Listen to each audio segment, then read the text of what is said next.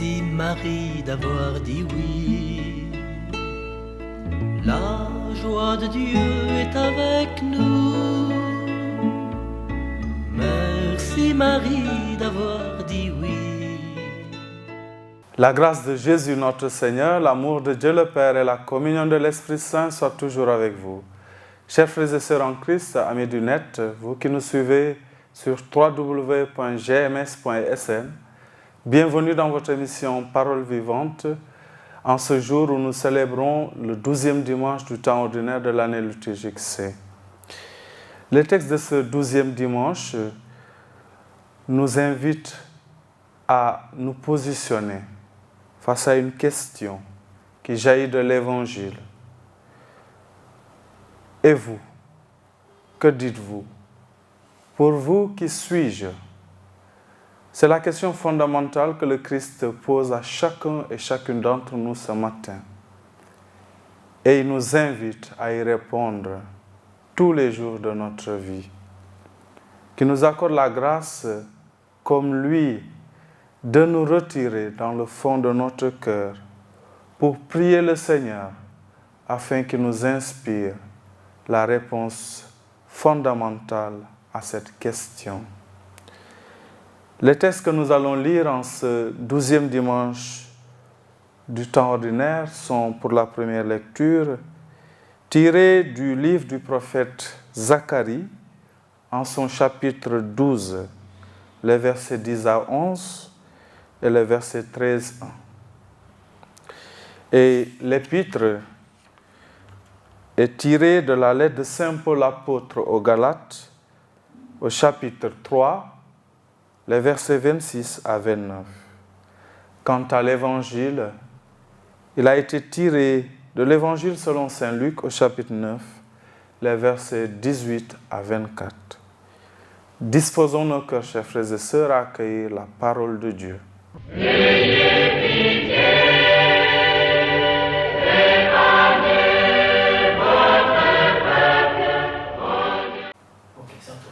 Évangile de Jésus-Christ selon saint Luc. En ce jour-là, Jésus était en prière à l'écart. Comme ses disciples étaient là, il les interrogea. Au dire des foules, qui suis-je? Ils répondirent, Jean le Baptiste. Mais pour d'autres, Élie. Et pour d'autres encore, un prophète d'autrefois qui serait ressuscité. Jésus leur demanda, et vous, que dites-vous? Pour vous, qui suis-je? Alors Pierre prit la parole et dit, le Christ, le Messie de Dieu. Mais Jésus, avec autorité, leur défendit vivement de le dire à personne et déclara, il faut que le Fils de l'homme souffre beaucoup, qu'il soit rejeté par les anciens, les grands prêtres et les scribes, qu'il soit tué et que le troisième jour il ressuscite. Il leur disait à tous, celui qui veut marcher à ma suite, qu'il renonce à lui-même, qu'il prenne sa croix chaque jour et qu'il me suive. Car celui qui veut sauver sa vie la perdra. Mais celui qui perdra sa vie à cause de moi la sauvera. Acclamons la parole de Dieu.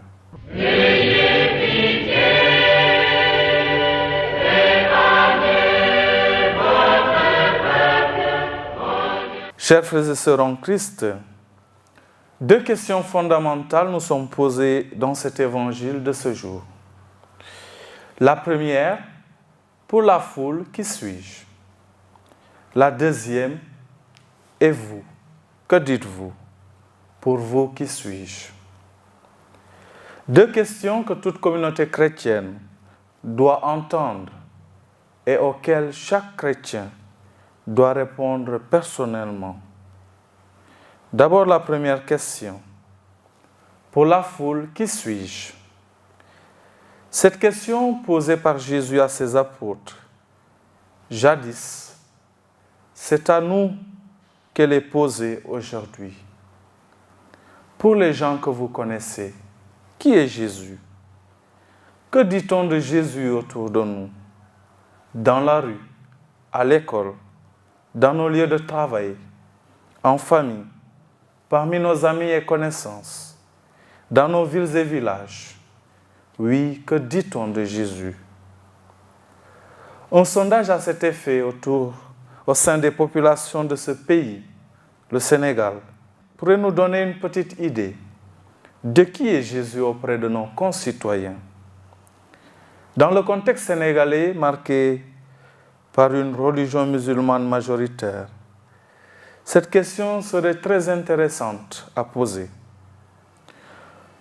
Nous pourrions entendre des réponses du genre: Jésus, c'est Issa ibn Maryam, Isa, fils de Marie, un prophète parmi les prophètes, fondateur d'une des 3 religions révélées que l'on appelle le christianisme. Ses partisans le proclament fils de Dieu, mais cela frise le ridicule, parce que Dieu ne peut avoir de fils. Voilà, chers frères et sœurs, une partie des réponses que nous pourrions entendre si nous faisions un rapide micro-trottoir. Un jour ou l'autre, nous en avons peut-être même entendu d'autres qui nous ont fait sourire ou nous ont choqués. C'est selon. Comme nous pouvons le remarquer, chers frères et sœurs, ces réponses ressemblent fort bien à la collecte d'informations des apôtres. Ils répondent à Jésus en ces termes. Pour les uns, tu es Jean-Baptiste. Pour les autres, tu es Élie. Et pour d'autres encore, un prophète d'autrefois qui serait ressuscité. La question posée par Jésus à propos de la vie de la foule n'a rien d'une recherche effrénée de prestige personnel, comme le ferait une pop star, un acteur, un politicien, un footballeur, soucieux de soigner à merveille son image auprès de ses fans ou followers, pour emprunter le langage des réseaux sociaux. Non, ce n'est pas là l'ambition du Christ. Ce qu'il recherche prioritairement, chers frères et sœurs, c'est de se mettre à l'écoute de ses apôtres pour recueillir leurs premières impressions sur le déroulement de leur ministère pastoral, sur l'impact du message de l'Évangile auprès des populations. Car, rappelons-nous, ce passage que nous venons de lire a été tiré du chapitre 9 de Saint Luc.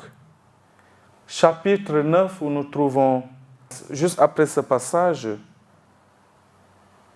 a été tiré du chapitre 9 de Saint Luc, juste après l'envoi des 12 en mission.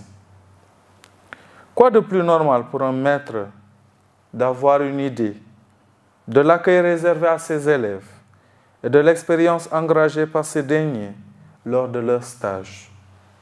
C'est donc dans ce contexte que nous nous situons.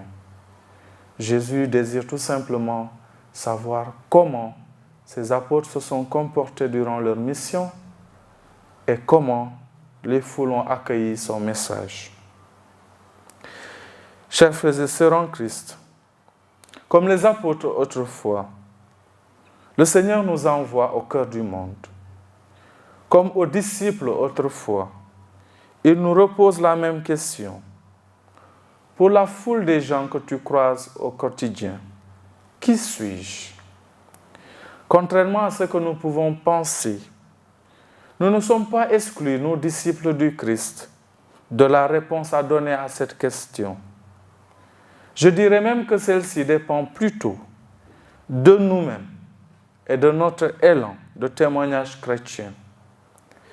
Car ne nous y trompons pas, chers frères et sœurs. C'est en nous voyant vivre fidèlement notre foi, dans une espérance inébranlable et une charité débordante envers notre prochain, que les hommes et les femmes de notre temps auront le goût de mieux connaître celui qui nous motive au quotidien et celui qui nous guide sur le chemin de la foi, à savoir le Christ Jésus. Aujourd'hui, Jésus-Christ n'est plus visible physiquement, mais il demeure présent en chaque membre de son Église, en chaque membre de son corps. Comme nous le rappelle saint Paul dans la deuxième lecture, extraite de la lettre aux Galates, je le cite, « Par le baptême, vous avez revêtu le Christ. » Cela signifie que chacun et chacune de nous est devenu un autre Christ, alter Christus. Par conséquent, notre comportement bon ou mauvais va en permanence rejaillir sur le Christ. Nous l'expérimentons au quotidien. Dans nos quartiers, le comportement d'un enfant, le comportement bon ou mauvais d'un enfant n'est jamais référé à lui-même, mais il est toujours référé à ses parents qui lui auraient inculqué une bonne ou une mauvaise éducation. Oui, chers frères et sœurs, notre comportement, bon ou mauvais, rejaillit inévitablement sur Jésus. La foule qui nous entoure parlera bien ou mal de Jésus en fonction de mon comportement au quotidien. N'oublions donc jamais que nous sommes les ambassadeurs du Christ dans le monde.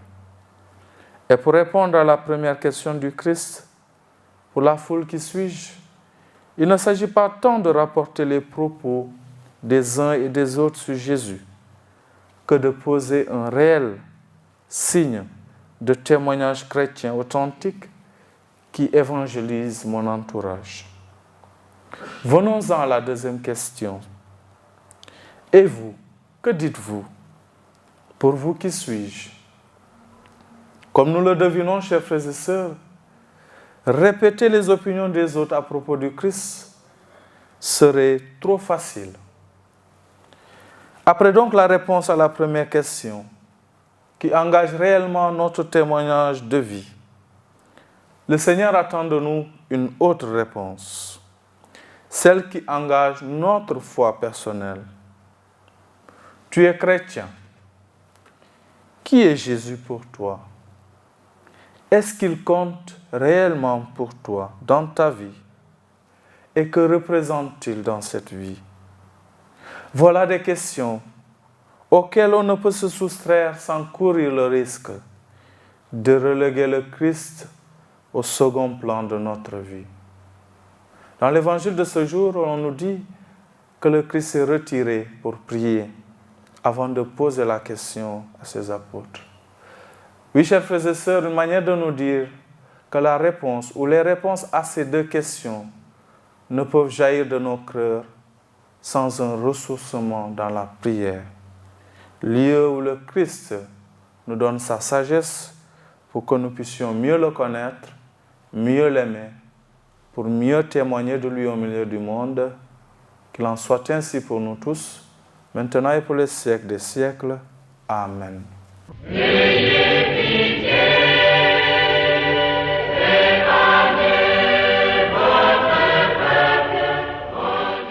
Frères et sœurs en Christ, amis téléspectateurs, vous qui nous suivez sur www.gms.sn, c'était votre émission catholique Parole vivante que j'ai eu le plaisir de vous présenter en ce 12e dimanche du temps ordinaire de l'année liturgique C, où le Seigneur nous donne de méditer au quotidien, pendant toute notre vie également, cette question fondamentale pour toi qui me regardes. Qui suis-je? Qui est le Christ pour toi? Qu'il te donne cette grâce de pouvoir lui répondre au quotidien à travers le témoignage d'une vie authentique fondée dans la prière, la foi, l'espérance et la charité. Amen. Merci Marie d'avoir dit oui. La joie de Dieu est avec nous. Merci Marie d'avoir